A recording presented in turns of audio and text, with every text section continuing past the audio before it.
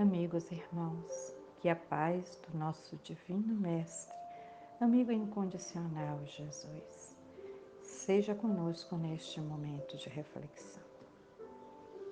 Aqui estamos, ainda afastados fisicamente, mas ligados e sintonizados à nossa casa através de vibrações.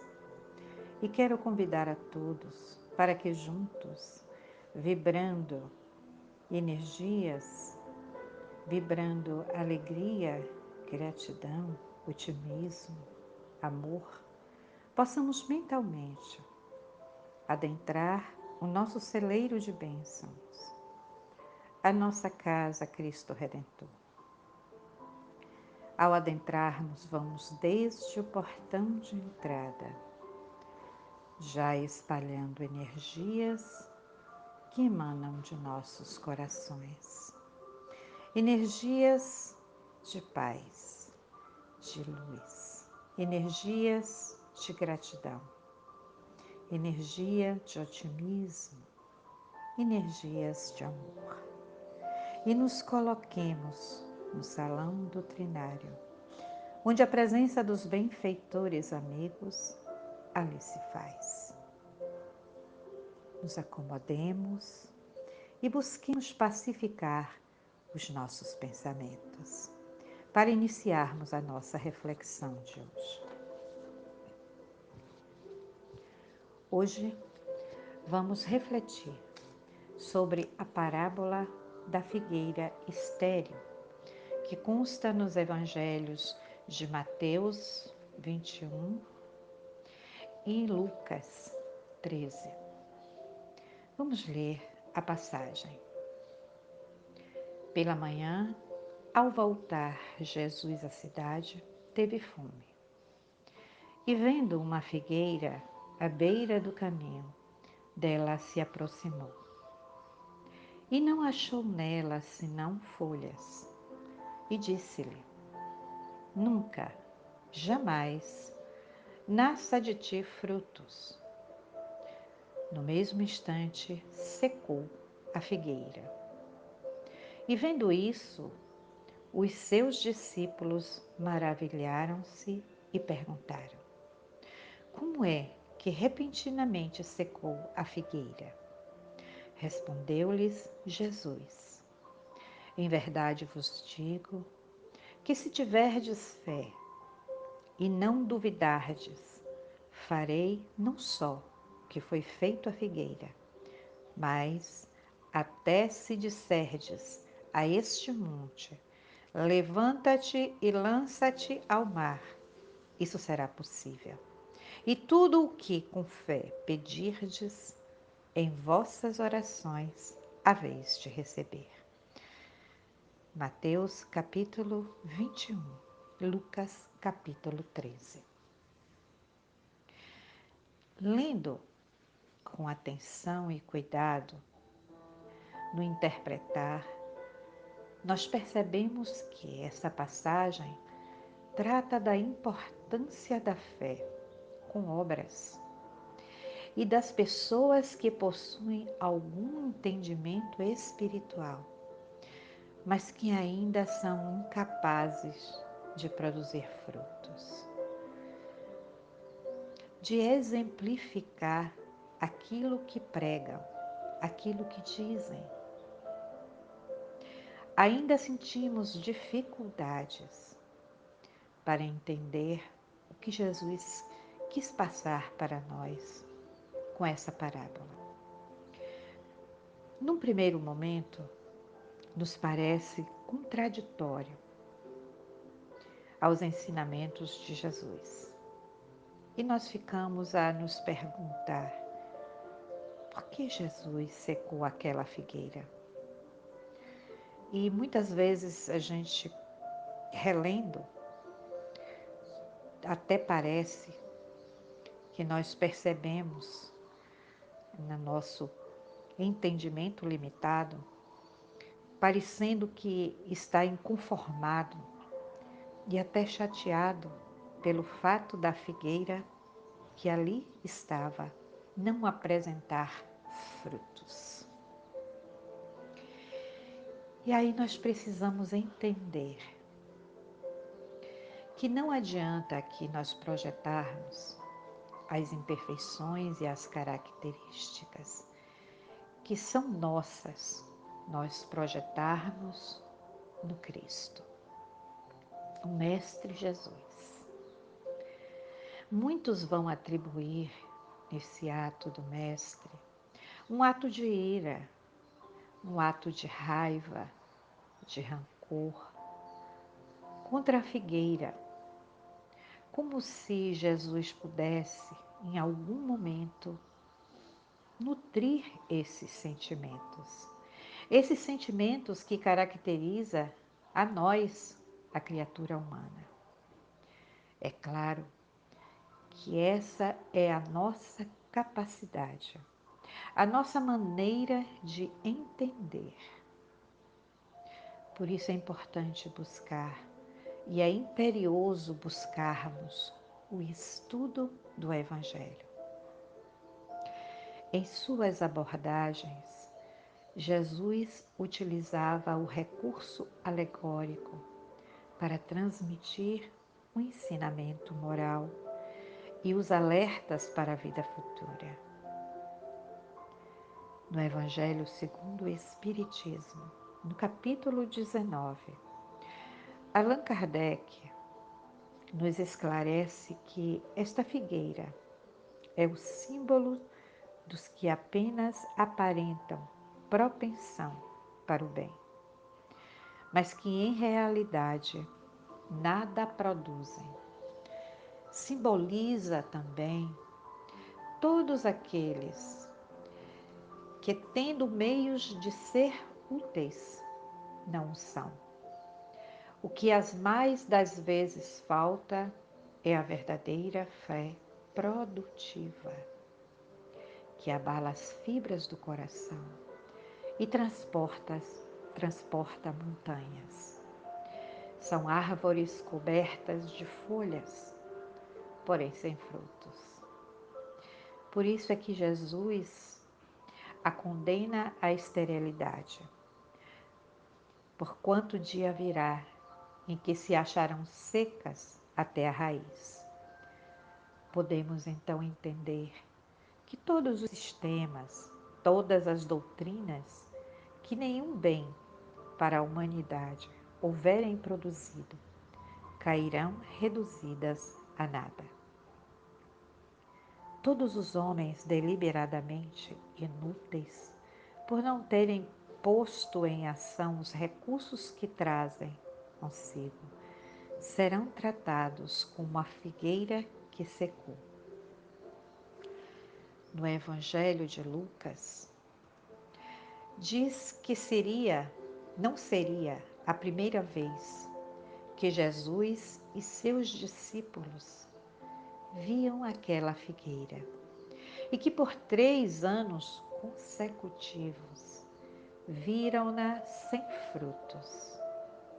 Mesmo depois de adubada, ela permanecia estéril. No contexto, Jesus aproveitou para demonstrar aos seus seguidores, aos seus discípulos, o poder de que se achava revestido e o alto saber que o orientava. Aquela figueira deveria pertencer às árvores que dão fruto o ano inteiro, mesmo porque a parábola fala de cultivo e de adubos aplicados a ela, a figueira. Aquela região onde a figueira encontrava-se possuía terreno fértil para as plantações. Logo, a figueira aparentemente estaria bem situada. Mas então por que não dava frutos, se adubos e cuidados não lhe faltaram? Por que só vinham troncos, galhos e folhas? Independente das explicações plausíveis, Jesus, em seu ensino, escolhe uma árvore a fim de melhor gravar o ânimo de seus discípulos, a lição que lhes queria transmitir, bem como as gerações que deveriam estudar o Evangelho, a verdade que orienta e salva. Jesus, ao fazer analogia com a figura estéril, ele deixa claro que as leis de Deus atingem a todos, sendo eterna e irrevogável. Tanto tem ação sobre as árvores, ação sobre os animais, como sobre as criaturas humanas. Essa lei que rege a figueira, a produção de frutos, é a mesma que rege os homens, a produção de boas obras. Uma árvore sem frutos é uma árvore inútil, estéril, que não trabalha, não produz. Assim também uma alma sem virtudes é semelhante à figueira, na qual Jesus não encontra frutos. Há, portanto, frutos de árvores e frutos de almas, frutos que alimentam os corpos e frutos que alimentam espíritos. Todos são frutos indispensáveis à vida, tanto a vida dos corpos como a vida das almas, dos espíritos. Assim também ocorrerá com nós. Sem os bons sentimentos e sem virtudes divinas, sem a caridade, sem a generosidade, irão forçosamente sofrer as mesmas consequências que a figueira, por não dar frutos. Secou ao imperativo da palavra de Jesus. Muitas vezes, encontramos-nos em fase de execução, mas fracassamos em razão de deficiências intrínsecas. Da mesma forma, o espírito só produzirá no momento certo, depois de ter incorporado valores intelectuais e morais. São conquistas que virão produzir frutos do bem, os quais capacita a criatura a transformar-se em auxiliar de Deus Pai.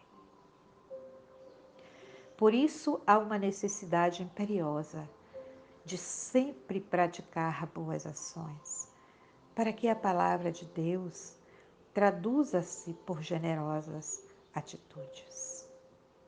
Brilhe a vossa luz.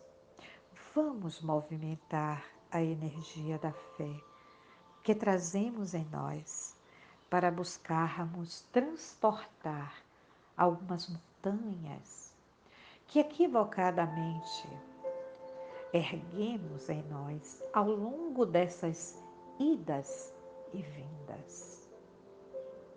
Tantas oportunidades que recebemos do Pai, reencarnando. Lembremos que quando todos saem e que a porta se fecha e ficamos a sós com a lição de enfrentar a própria vida, enfrentar as nossas escolhas, muitas vezes escolhas equivocadas. E temos a oportunidade de reconstruir a nossa própria história.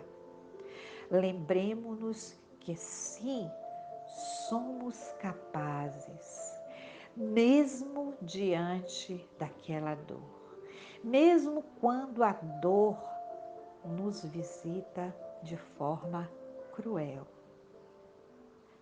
Mesmo assim, somos capazes, sim, de catar os nossos caquinhos que sobraram de nós mesmos e ressignificar a própria vida. como agora o estamos fazendo, neste momento de tanta dor, com o isolamento social, com a pandemia nos obrigando a fazermos o isolamento social, indo de encontro às nossas escolhas, mas que é necessário nesse momento. Somos capazes, sim, de colocar essa luz interna que possuímos em movimento para produzir o bem, para produzir os bons frutos. Pois o olheiro da vida que nos criou, esse Pai misericordioso que nos criou com tanto amor, Deus Pai, sempre estará pronto para nos auxiliar a nos reconstruirmos. Tenhamos esta coragem de fazer essa ressignificação desses nossos valores, das conquistas que nós já adquirimos ao longo dessas idas e vindas, e coloquemos em prática a nossa fé.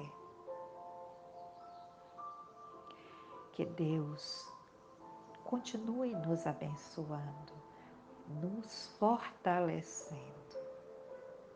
Saudade de todos. Gratidão, gratidão, minha eterna gratidão.